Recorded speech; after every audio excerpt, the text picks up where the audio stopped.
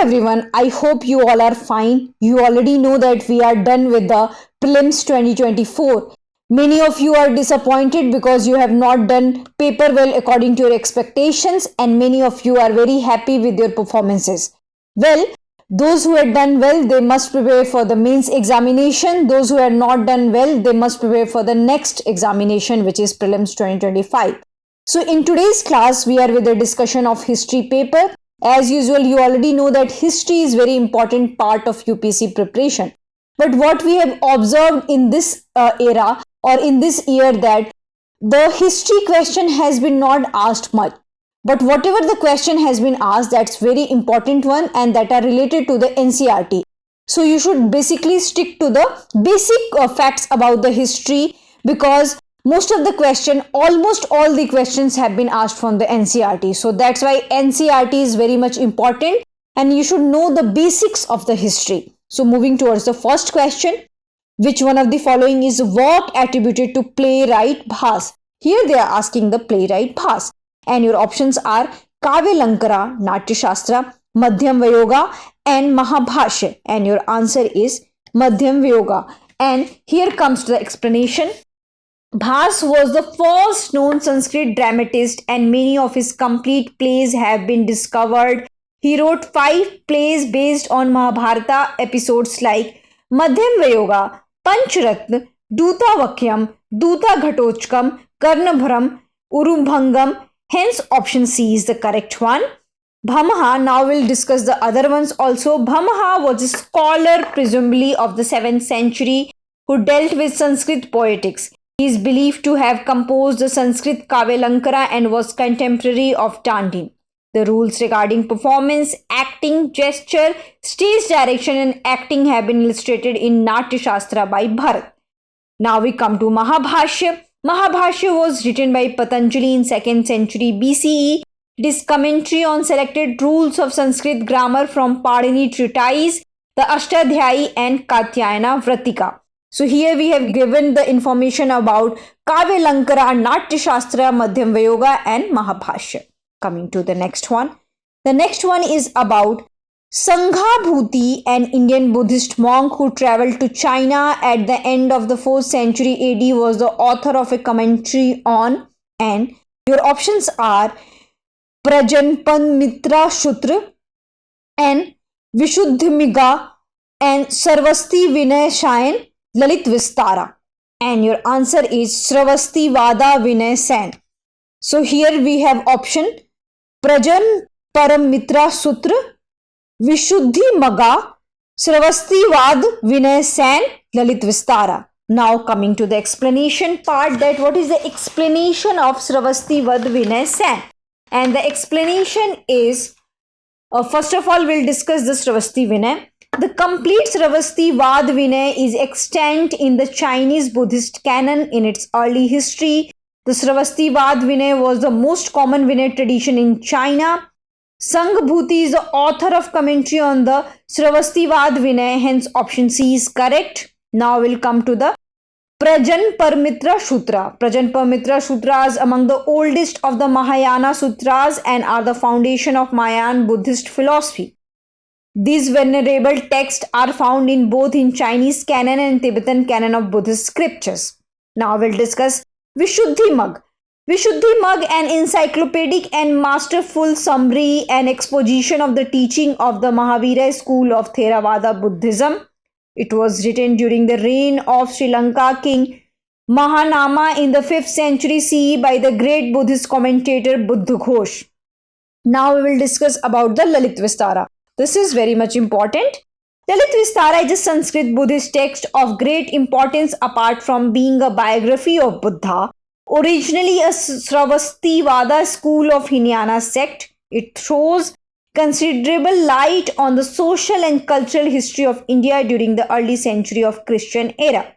So we'll move to the next question. The next question is, with reference to ancient India, Gautam Buddha was generally known by which of the following epithets?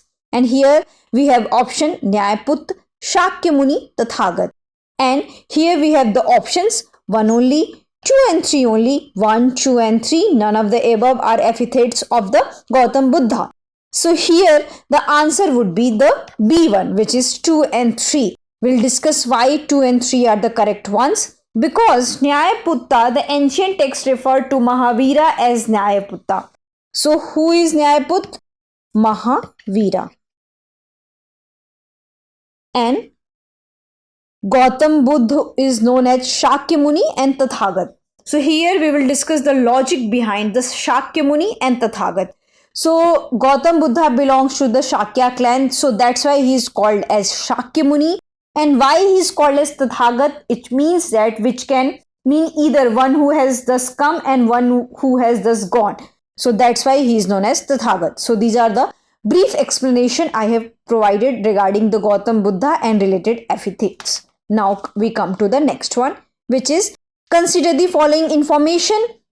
In this session, we'll discuss about the archaeological sites, which state they belong to, and what are the specialities they have. It means that which kind of sites they are.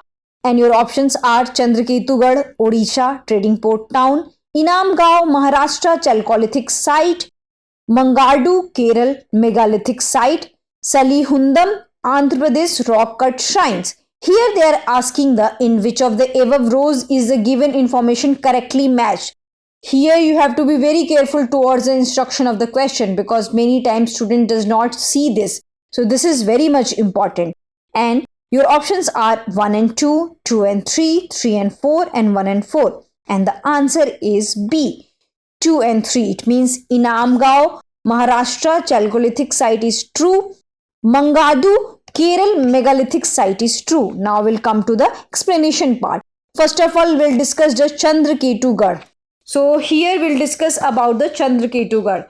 Chandraketugad, which is located in West Bengal, not in Odisha, is the actually consists of cluster of villages of 24 Parganas, district of West Bengal, about 35 kilometers northeast of Kolkata. In early historic time, Chandraketugad was connected to Ganga by Vidyadhari river and must have been an important center of trade and possibly also a political center. So this is the speciality about the Chandraketugad. Now we'll come to the Inamgaon. So Inamgaon is a post-Harappan agrarian village and archaeological sites located in Maharashtra, Western India. Inamgaon is one of the most intensively and extensively excavated and well reconstructed chalcolithic sites of the Deccan Plateau. Now we'll come to the Mangadu. Mangadu is Kerala, is a newly discovered prehistoric site where megaliths are found in large numbers. The date of Mangadu megaliths is approximately from 1000 BC to 100 BC, hence pair 3 is correctly matched. So we'll come to the Salihundam. Salihundam is a village and panchayat in Gara Mandal of Srikakulam district in Andhra Pradesh. So you must know that Salihundam belongs to Andhra Pradesh. Then why it is wrong? Because this is not rock cut shrine. It is a very Buddhist site. The village of Salihundam, Srikakulam district in Andhra Pradesh, located on the banks of Vamsadhara river, shot into fame when archaeological excavation here revealed an ancient Buddhist settlement. This site is now protected by ASI, contains several votive stupas, a Mahastupa, chaityas and viharas. However, the site is not known for the rock cut shrine. So that's why this option is wrong, and this option is wrong because this is located in the West Bengal. And it is related to the trading town and trade and commerce, but it is belong to the West Bengal. Now we come to the another one. Who of the following rulers of medieval India gave permission to the Portuguese to build a fort at Bhatkal? And your options are Krishnadev Rai, Narsimha Salua, Muhammad Shah Sri, Yusuf Adil Shah. And your answer is Krishnadev Rai. So here we will discuss why Krishnadev Rai. So Krishnadev Rai, why the explanation is important for Krishnadev Rai, because he has given the permission to Portuguese to build a fort at Bhatkal. So Bhatkal is the southernmost point of Uttar Kannada district in Karnataka. It is located on the south bank of the river Sarabi. The name Bhatkal is said to be derived from the Jain saint Bhatta Akalanka, who lived here in the 9th century CE. Bhatkal came into the limelight with the advent of Portuguese in India. Since the time of Vasco da Gama, Bhatkal chiefs were paying tributes to the Portuguese rulers. Emperor Krishnadev Rai allowed Portuguese to build a fort here in 1510. So that's why this option is the correct one. Now we come to the next one. With reference to revenue collection by Cornwallis, consider the following statement. So here, under the Royatwari settlements of revenue collection, the peasants were exempted from revenue payment in case of bad harvest or natural calamities. Then we come to the second statement. Under the permanent settlements in West Bengal, so right now it's West Bengal, earlier it was Bengal only. If the Jamindar failed to pay his revenue to the state or on the before of fixed date, he would be removed from Jamindari. So here your options are, here they are asking the correct one. 1 only, 2 only, both 1 and 2, neither 1 nor 2. So here only 2, which is B, is the correct one, because what we have seen that in case of any kind of calamities, the rulers, what you can say, the peasants had to pay their revenue. So there was no exemptions given in case of bad harvest or any kind of natural calamity when it comes to the permanent settlements in Bengal. So if any Jamindars failed to pay his revenue, so there was a sunset law at this time. So if any Jamindar unable to pay his revenue on the before the sunset of a particular day, then his Jamindari would be taken over by the colonial official. So this was the rules which we had discussed here. Now we come to the next one, which is consider the following statement. There are no parables in Upanishads. Upanishads were composed earlier than Puranas. Here they are asking the correct ones, and your options are 1 only, 2 only, both 1 and 2, neither 1 nor 2.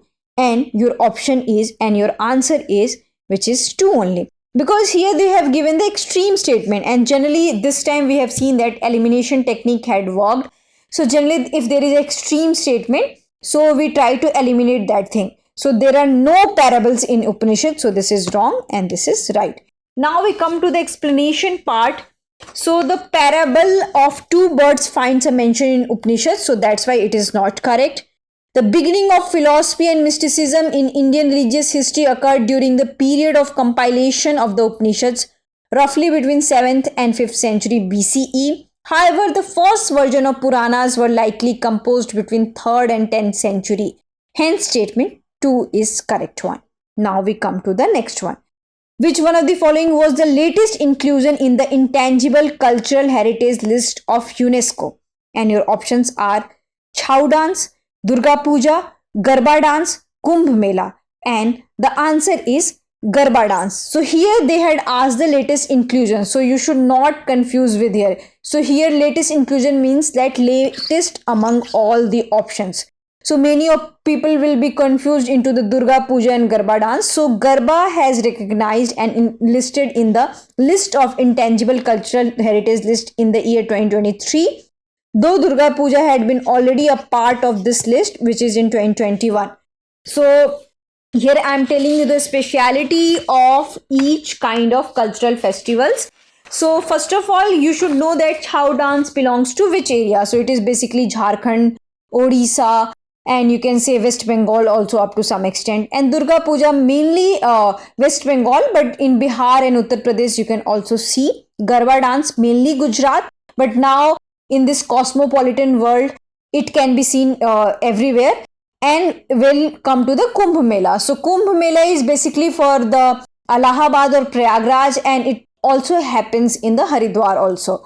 So Kumbh Mela got this enlisted into this intangible cultural heritage list of UNESCO in 2017. And if we'll discuss about the Chhau dance, so it was in 2010. So they all are part of intangible cultural heritage list of UNESCO, but the latest one is the Garba, which is 2023. So that's it for today's history discussion, because this much only questions they had asked this time. So I hope you like this session. If you have any queries related to this session, kindly ask in the comment section. Thank you. For more informative content, like, share and subscribe, and do not forget to press the bell icon to get the notifications.